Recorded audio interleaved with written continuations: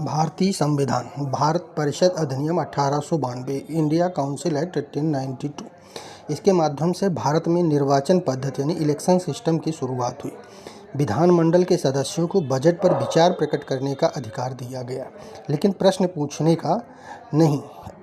सार्वजनिक हित के विषय पर प्रश्न पूछने का अधिकार दिया गया, लेकिन उत्तर देने के लिए गवर्नर जनरल बाध्य नहीं होता था। उत्तर दे भी सकता था, नहीं भी दे सकता था। भारत परिषद अधिनियम 1909, इसे मार्ले मिंटो सुधार के नाम से भी जाना जाता है।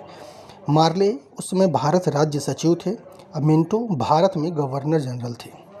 इस अधिनियम के माध्यम से भारत में सांप्रदायिक निर्वाचन की शुरुआत हुई, यानी इसी अधिनियम के द्वारा भारत में मुसलमानों को पृथक निर्वाचन पद्धति दी गई और यही आगे चल के भारत विभाजन का आधार बना, यानी पाकिस्तान की आधारभूमि यहीं से मानी जाती है। दूसरा, इस अधिनियम के माध्यम से बजट पर प्रश्न पूछने, पूरक प्रश्न पूछने का अधिकार दिया गया।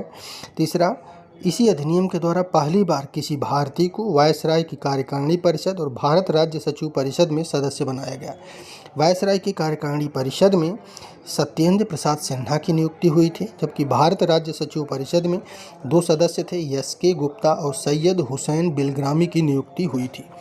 वोट देने का अधिकार सभी को नहीं था, ये संपत्ति संबंधी योग्यता पर आधारित था। जो व्यक्ति जितना टैक्स देता था उसी आधार पर उसे 1 वोट, 2 वोट, 3 वोट और अधिकतम 4 वोट देने का अधिकार था।